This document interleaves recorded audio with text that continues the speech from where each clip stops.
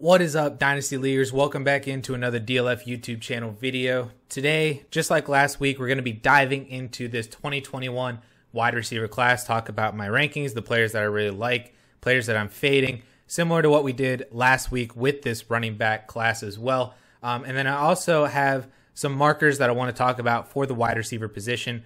I have a set of 8 markers for the running backs that really showcases really good and elite running backs coming out of college translating to the NFL. It works pretty well. I haven't shown that off before for the wide receiver position because I was kind of evolving and working through my process for wide receivers, but I've got it today, a marker system that I really like for these wide receivers, and I'm going to show that off kind of in the process behind all of that as well, and then talk about this 2021 wide receiver class. So let's get into the video.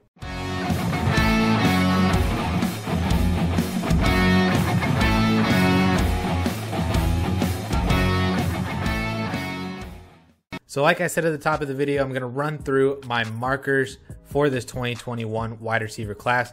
But first, because I haven't shown off these markers, let me explain what my markers are. I have 11 markers for wide receivers, translating from the college football game to the NFL. So here are the 11 markers. First of all, draft capital, looking for first or second round draft capital, very much like the running backs as well. Age, I'm looking for early declares, young guys age 20 or 21 coming out of the college football, coming into the NFL at that age. An 18 or 19-year-old, 20% breakout age. An 18, 19, or 20-year-old, 30% breakout age. So basically, between those two, that's telling me that you have some early production, but then also we're able to really, get a huge workload and get a big volume for your team before your senior season. And then hopefully you early declared and you went to the NFL. That's really what those markers are telling me. I also have, just to solidify the early production, first yards per team pass attempt greater than 1.5. So a reminder, yards per team pass attempt is literally what it sounds like. You take your receiving yards in a season, divided by your total team's pass attempts in a season, you get yards per team pass attempt. 1.5 in your freshman season is what I'm looking for to hit that marker. Really, I don't think it should be all that difficult, although some wide receivers obviously don't get that. But basically, if the team has 300 pass attempts in a season, that wide receiver needs to have 450 passing yards that year to hit that 1.5 yards per team pass attempt. Then I also have best yards per team pass attempt of 2.5 or greater, a best single season of market share receiving yards of 30% or greater, BMI over 26, height at 6 foot or above, a 40-yard dash at or below a 4.640, and then 100 plus weight adjusted speed score. So a lot of stuff very similar to the running backs, added in some wide receiver specific metrics, stuff that has been shown to be predictable from college football athletes translating to the NFL, specifically for successful wide receivers at the NFL game. And I can showcase at least some of who the best wide receivers are using these markers. So these are in my database. At least this database is from Peter Howard. You can go check out his Twitter, and he has it linked, and it's a 100% free database for all this amazing college stuff on his Patreon, but it's 100% free. And this is the same database that I have, just built off of his, that I've kind of reworked a little bit. So thank you, Peter. Shout out to you. So in my database, this is all wide receivers since 2001. There have been 13 wide receivers to hit a straight 11 for 11 markers. Just running down through the list here: N'Keal Harry, RIP, big bust. Juju Smith-Schuster, Amari Cooper, Mike Evans, Sammy Watkins, Dez Bryant all look very good. Hakeem Nicks, Michael Crabtree, Calvin Johnson, Mike Williams, that's USC 2005 Mike Williams, not Chargers Clemson Mike Williams, Reggie Williams, Kenny Britt, and then Larry Fitzgerald. And it's also very good to be a 10 out of 11 marker guy, just like it is for running backs. If you're a 7 out of 8, that's still very good, and you still want to get to that point. So the 10 guys, at least from this, you can see Justin Jefferson, DJ Moore, Allen Robinson, Robert Woods, DeAndre Hopkins. Scrolling down a little bit more: Alshon Jeffrey, Julio Jones, Dwayne Bowe, Demaryius Thomas, Odell Beckham Jr., Brandon Cooks, Laviska Shenault makes it there from last year, Devontae Adams, Cortland Sutton, Roddy White. That basically rounds out the list of really solid and good 10 out of 11 marker guys. So that's not what you came here for. You came here for the 2021 wide receiver class. So let's talk about this wide receiver class and incorporate in my markers for this. So looking at this class, it should be no surprise that at the top of the list, Jamar Chase, my wide receiver one, a lot of people's Dynasty 1.01 in one quarterback rookie drafts, potentially even the first non-quarterback off the board in Superflex rookie drafts. Ja'Marr Chase, there's really not a whole lot that is negative about his game. The only two markers that he misses on are first, yards per team pass attempt. He had 1.05 in his freshman 2018 season with average Joe Burrow before the breakout 2019 LSU season. And then also misses on best market share of yards at 29.5%. So just barely misses on that 30% threshold that I'm looking for to hit on that marker. But he was also sharing the field with Justin Jefferson, who we now know to be very good. So Ja'Marr Chase not getting over or a lot more than 30% market share in his one real big season in college, because he was sharing the field with Justin Jefferson, doesn't do a whole lot for me in terms of knocking him down. He's my clear-cut wide receiver 1 in this class, the 5th overall pick in the NFL draft, paired back with Joe Burrow now. Love to see it. Nothing more we need to talk about with Ja'Marr Chase. My wide receiver 2, at least in terms of markers and in terms of my post-draft rankings as well, is Rashod Bateman. He also comes in with 9 markers, just only missing on speed score, barely. He's at a 98.7. I'm looking for 100, so barely misses that. And then also just barely misses on BMI as well. He's at a 25.8. Because he comes in a little bit undersized, not really prototypical sized like Ja'Marr Chase, but 6 foot, 190 pounds. He can put on a little bit of weight as well and play more closer to 200 maybe, and that'll get him to, basically hitting on BMI. And if he were to weigh in closer to 200, he would basically be hitting on speed score as well. So just like Ja'Marr Chase, he could just as easily be a 10 or 11 type of wide receiver just because he barely misses on a couple of these. But I did a video on him last Friday. If you missed that, go check it out. Video very specifically on Rashod Bateman and his landing spot with the Baltimore Ravens, talking about why I still love Bateman, why he's still my wide receiver 2 post-draft, why that Baltimore Ravens landing spot might not be as bad as you might think it is or other people are telling you it is. So go check that out if you haven't already. And yeah, I still really like Rashod Bateman. I like him as a prospect, like him coming into the NFL. Let's get it going, Rashod. The final 9 out of 11 marker guy in this 2021 wide receiver class is Rondale Moore. Rondale Moore, obviously an analytical darling, 18-year-old, 30% breakout age, had a fantastic freshman year at Purdue, was drafted in the 2nd round, so still love to see that. Obviously, first and best yards per team pass attempt are fantastic from his freshman season. Best market share, fantastic. BMI he hits on as well, looking really good there. And then also, the 40-yard dash, 4.32, a plus 100 speed score. The only things that he really misses on as a 9 out of 11 prospect is height. Obviously he's not 6 foot. And then best yards per team pass attempt, barely misses on that. I'm looking for 2.5. He's at 2.48.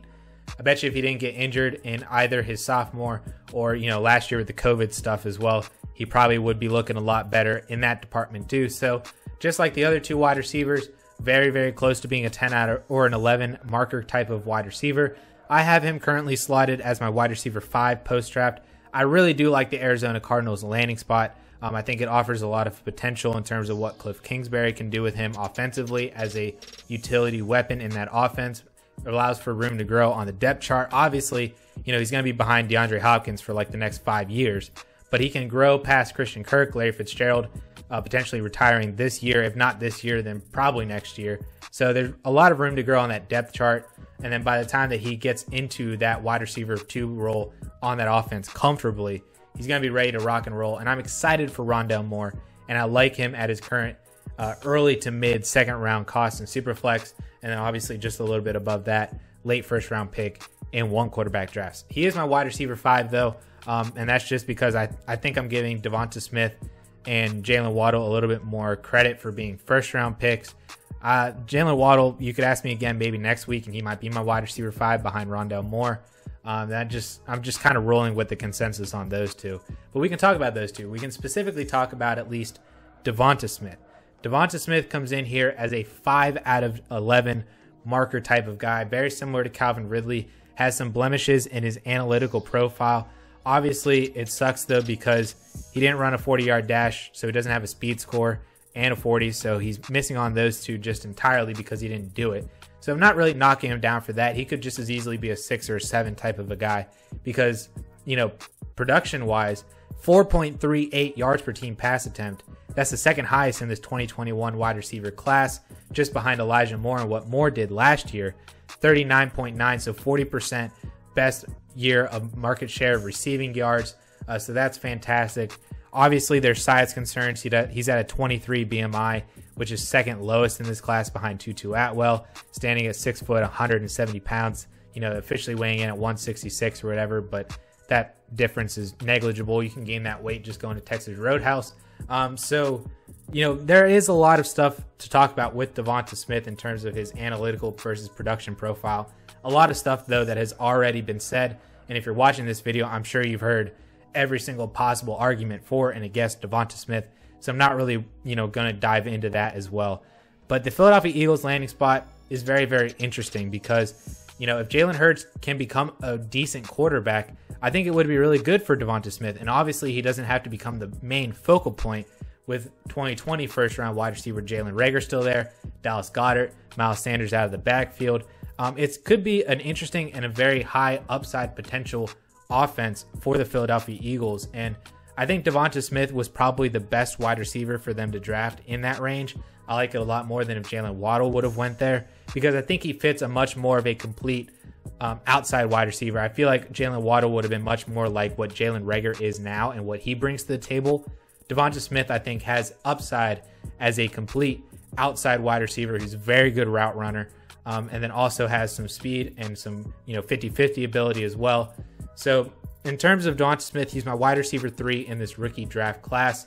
I would take him behind Bateman and Jamar Chase. I don't really find myself taking DeVonta Smith a lot. I feel like I could just trade back and grab a Rondale Moore or an Elijah Moore, who we'll get to in a second, or just try to trade up completely and get to Jamar Chase, get to my guy Jamar Chase, or even Rashod Bateman. And there's also a lot of people in mock drafts that are taking DeVonta Smith ahead of Rashod Bateman. So I'm very comfortable moving back a couple picks to go to Rashod Bateman just as much as well. DeVonta Smith is just in this weird, I don't really know what to do with him kind of ADP price, but certainly would love to draft him if I get that opportunity. And I'm just sitting there and nobody's willing to trade up or trade down with me.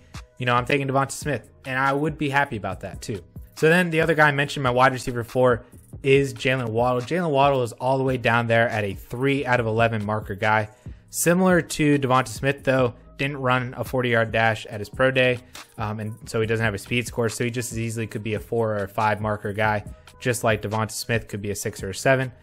Problem with Jaylen Waddle is analytically he did not break out at all. Does not have a 20%, does not have a 30% breakout age. People can talk about, well, he was on pace for, so much fantastic numbers in his final season, junior season last year with Mac Jones and DeVonta Smith, was on pace to outproduce DeVonta Smith from his first 4 games before he got hurt.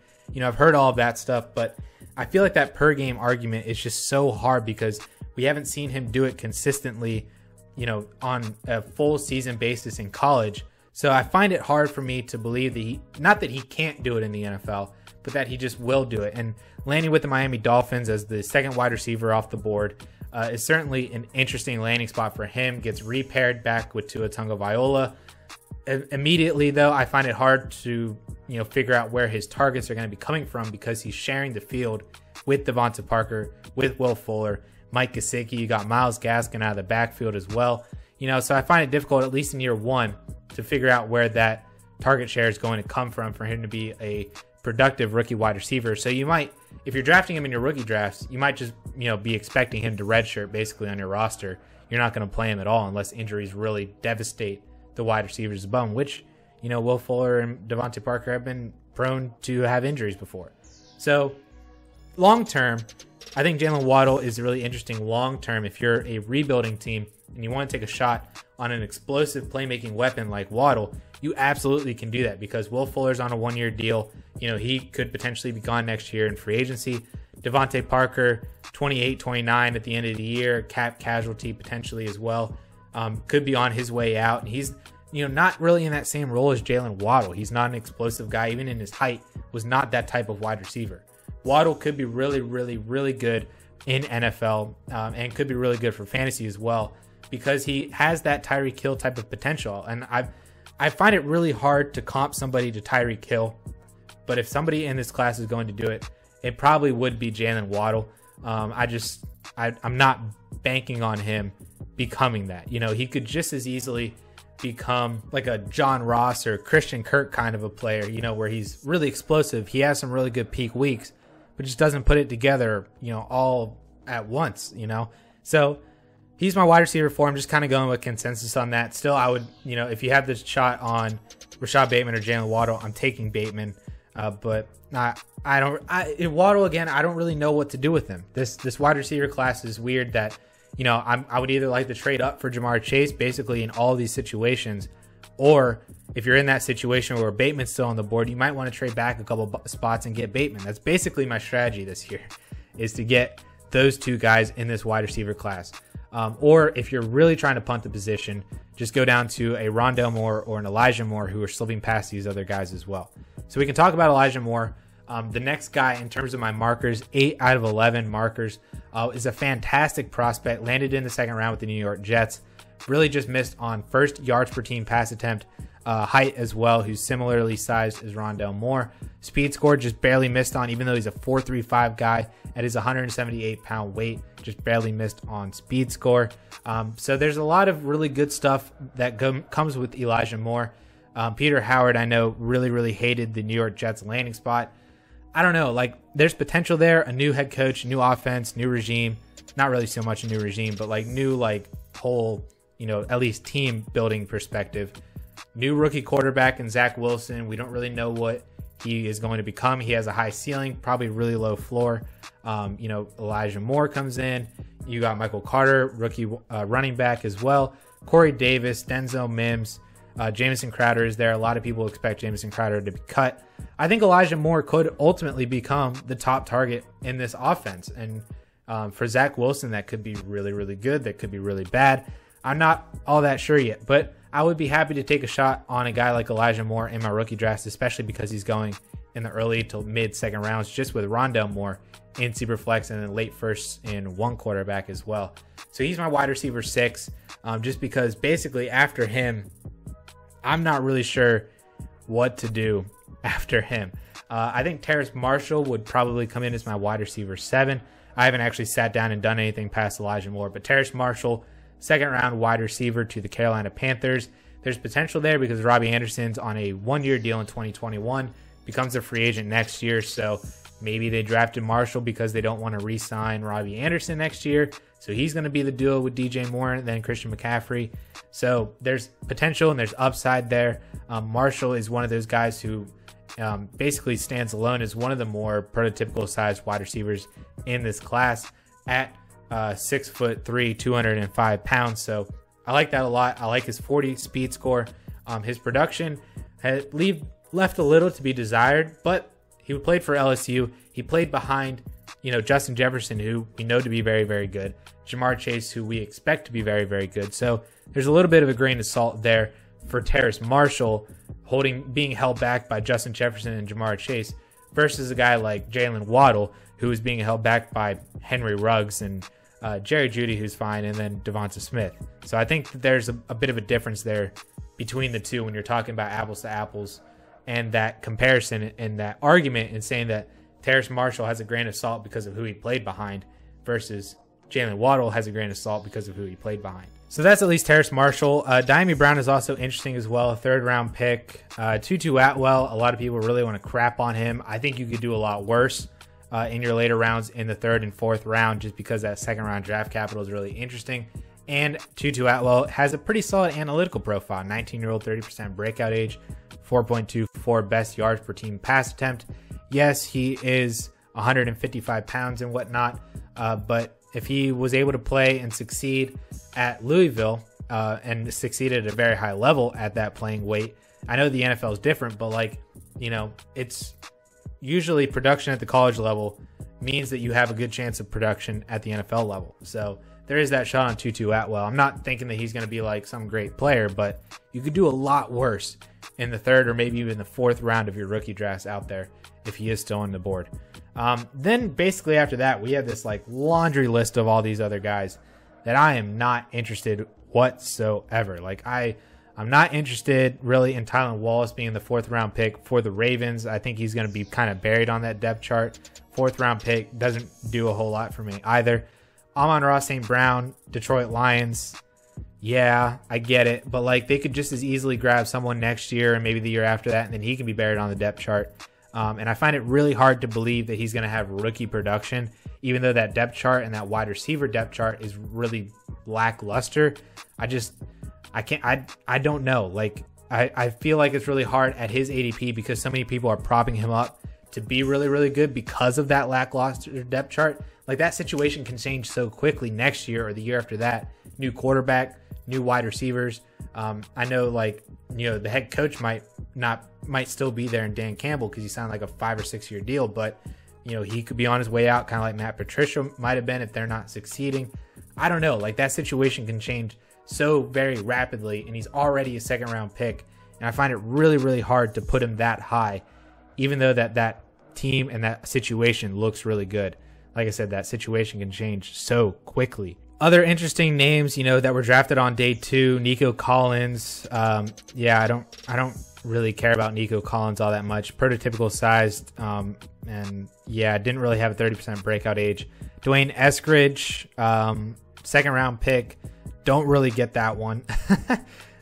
Late production guy out of Western Michigan. I don't get it. I'm fading him. Amari Rodgers, 3rd round pick to the Packers. Yeah, if that's Jordan Love Green Bay, I'm very much less interested in that. Anthony Schwartz, 3rd round pick. Don't really get why he was a 3rd round pick. And that's like basically all of those players that were drafted in the 2nd and 3rd round. Like, why were they drafted there? But then a guy like Seth Williams falls to the 6th round. I don't really get it. So basically, if you're not getting Jamar Chase, Rashod Bateman, or one of the Moores, or even really, you know, DeVonta Smith or Jaylen Waddle, taking the shots on them, I don't want anybody else. And that includes Kadarius Toney. You guys might have thought that I'm forgetting about Kadarius Toney, but I don't want Kadarius Toney. What is interesting, though, is that he was a 1st round pick that basically, you know, confirmed our pre-draft suspicions that he was going to be a 1st round pick to the New York Giants. So because of his ADP right now, like, Kadarius Toney, you know, I very much believe and have the same opinion that I don't want him. But if he's going to be there in your 3rd round of your rookie drafts, take the shot. Like, just take the shot on 1st round draft capital. Just from that alone, you have a 50% chance of hitting in the NFL, which is very, very good, all things considered. That doesn't even account for your breakout age or whatnot. Just a straight 50% chance. A 50-50 shot, a coin flip of hitting in the NFL for fantasy football with the 1st round draft capital. He does not have all the college production. Obviously, was a senior year breakout type of a guy, a 21-year-old, 20% breakout age. Didn't even have the 30% breakout age at Florida that year, last year.